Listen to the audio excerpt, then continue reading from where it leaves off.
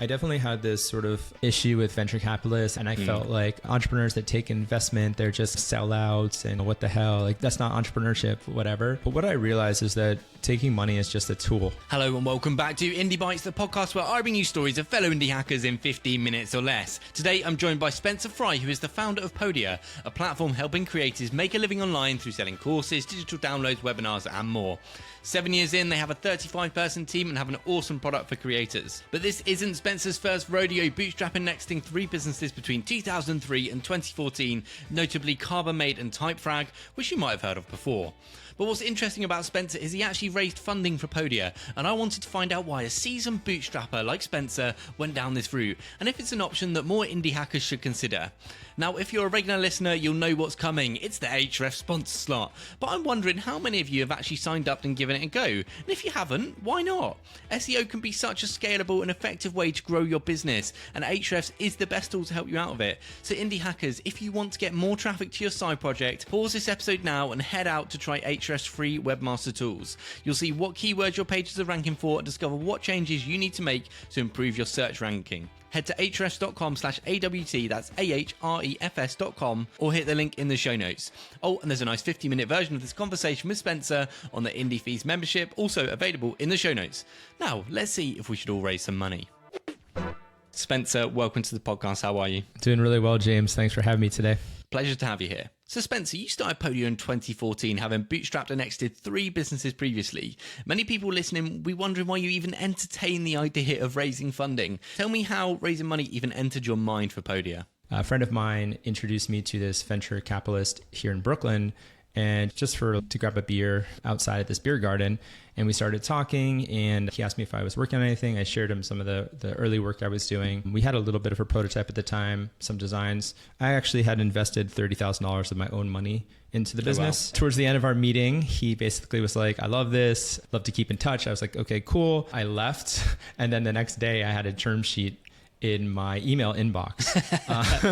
And I was like, oh, okay. I didn't really realize that I was pitching him, to be honest. And maybe that's why it worked. And so he sent me a term sheet. We discussed it that day and the following day. And we had closed a $500,000 pre-seed round, which is back in 2015. And then since then, we've raised some more money from other venture capitalists, et cetera.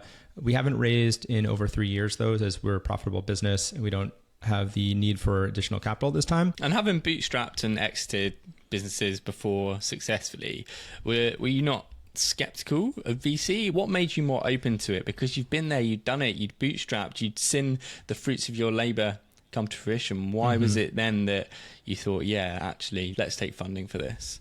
So I think that I would have continued to bootstrap it if it wasn't for that meeting that I had with that venture capitalist. But basically what I recognize is that having $500,000 to start the business really helps you focus on the long term. One of the issues with bootstrapping businesses, honestly, is that you constantly have to worry about the short term.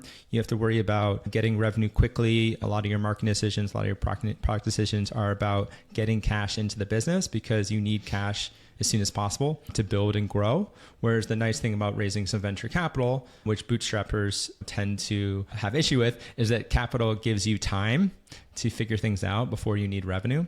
And so I really liked for this business where we were entering this new market to have some money to be able to experiment, to be able to think about the long term and to think about what is the product that I want to see in the market 10 years from now. Do you think more bootstrappers should start to look for funding as an option? When I was a bootstrapper for my first 3 companies, I definitely had this sort of issue with venture capitalists, and I felt like, oh, entrepreneurs that take investment, they're just sellouts and what the hell, like this is, that's not entrepreneurship, whatever. But what I realized is that taking money is just a tool. And yeah, you're giving away some of your company. The goal is that investment into your business will grow a larger pie, as people like to say. I'm happy to give away 10%, 20% of my business for a meaningful amount of capital so that I can create a more valuable, better product. The creator economy now is booming. We're seeing all sorts of tools popping up for creators to use. We're seeing new people discovering how they can create a course or digital downloads. At the start of last year, you wrote an article which is sort of 10 bold predictions. Can you talk me through some of those, how some of those are starting to play out now, and where you think the market is heading over the next few years? So a bunch of different things have already been proven to be true since writing that article a little bit over a year ago. I think one of them is that when I wrote this, the creator economy was just starting to grow a lot. And I said that it was at less than 1% of what it will be in my lifetime. And we're definitely seeing that play out. Like it seems every single quarter, it's like doubling or tripling, and every single year is growing so quickly. Another prediction was that private small groups would become like a really popular way to deliver online courses. And that's been huge this year. And we're seeing a lot of creators be really successful with that, where they say, have like a course with a live session that's limited to say 20 enrollments. And then they run that for a couple weeks, close it, and then they open up a new one. So another interesting point you were making about these small groups, which I hadn't really thought about, and cohort-based courses. Why do you think they're more effective than just an hour-long video you might put out? So I think it definitely depends on the person. Some people perform or learn much better when they're just running through a private course that's a video they have to watch, etc., because they're good at pacing themselves, that sort of thing. But I think for a lot of people, especially during COVID and working from home, having that kind of accountability in a private, in a small group session is actually really helpful. So for example, my wife is a writer and a copywriter, and she's in a private writers group, and they meet every week for an hour and a half on Tuesdays, and they, share, collaborate, support each other, give notes on each other's writing, etc. Yeah, I hear you entirely. That makes sense to me from sort of two examples. One is Weekend Club. It's a community I'm a part of. And then I'm doing a course at the moment on monthly.com, which is very involved. And I have actual assignments to do. And usually if I've bought course online, I'll spend $100 or something and maybe not revisit it that often. But with this one, I'm getting emails to publish my thing. I've actually got to give feedback on other people in my peer group on how they're doing. So I'm actually engaged in it. I don't want to let them down. I don't want to. So I've enjoyed that part of it. The idea of not letting down a group of anonymous peers is really nice. I think it does give you that like accountability. My wife is like, I have to give notes on all these people because they've given notes on me, and I got to go do this thing, and I don't want to let them down. So I really like the private group small session. And I think we're going to see a lot more of that. Mm-hmm. Talking more about the creator economy, how can entrepreneurs or indie hackers maybe capitalize on the opportunity in such a growing market? Just being a traditional creator, I think what I always recommend people is get a site up quickly, talk about who you are, talk about what you do, talk about what you know, and then start by creating a digital download. I think that's the easiest entry point for all creators. That, and if you do coaching, setting up a coaching product also really helpful. That way you can attract single people that are looking to basically learn from you with the coaching product. And then you can use the digital download as more of a list building. Once you start to get some customers in that, then you can start to explore courses. I do not recommend starting with a course for most people. I think it can be demoralizing, realizing that you've created 2 videos, but you're only 5% of the way there or something like that. But they're very good once you have an established community, an established audience to go into courses is like a flagship product that you sell for $500 or whatever. So yeah, that's my sort of recommended path. In terms of creating tools for creators, it's really tricky right now. One, this market changes quickly. So if you're trying to create a product that serves a need for today, it may not be a product that serves a need two years from now. So example, during early COVID, we saw a lot of entrepreneurs build a product that helped people get payments for Zooms and stuff like that. And we saw a bunch of these things spin up.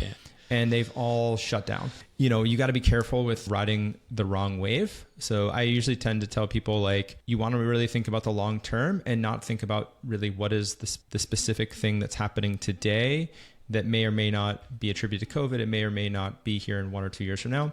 I think the fastest growing area of the creator economy that people might want to build in is in the financial side of things. So like, how can you support creators financially? How can you like help them with taxes? How can you help them with HR, legal, etc.? So I think there's still a lot of room in that area. If you want to create another product to sell digital products, I would say that space is taken. Obviously, I'm going to say that. But I do still see people creating products that try to compete with us and others. And I think yeah, you're going to have a tough time because there's just so many established players in the market like us that have tons of resources, have 5, 6, 7 years of code we've written, customers we have, et cetera. So I think you need to attack more of those sort of like supportive products for creators. Yeah, I wasn't planning to get some army of indie hackers trying to take on Podia through your own answers, but just as serving as a little bit of inspiration. So I want to move on to some few other things that I was reading up on you. That you've been an entrepreneur your entire life, and I read that you've never had a paycheck from anyone else. Is that true? You've never been... That's correct. Yeah, I've never had a job working for anyone else other than a summer job when I was like 13, 14, where I was working at a bike store helping sell bikes. Do you ever feel like you've missed out on... Absolutely no. No? Not at all? No, definitely not. I mean, I love working for myself. I love being a creator, building products from scratch. I think there's something super amazing about taking a blank piece of paper and then 7 years later, I've got a business that's profitable, 35 employees, tens of thousands of customers, generating millions of dollars a year. So yeah, that's the only life for me, really. Do you struggle working for other people? Like if you were given a job... Yeah. I think that I could fake it for a while, but it's nothing really for me. I think one of the things I always think about too is how many more businesses do I want to start in my life? You know, I love working on this, and I think I'll work on this for at least another 10 years. But at some point, I'm going to have to move on at some point. And I always think if I'm 45 or 50, do I really want to start another tech business? And the answer I always say is absolutely no. And then 5 minutes later, I'm like, yeah, I definitely will. So I just think it's part of, in my DNA.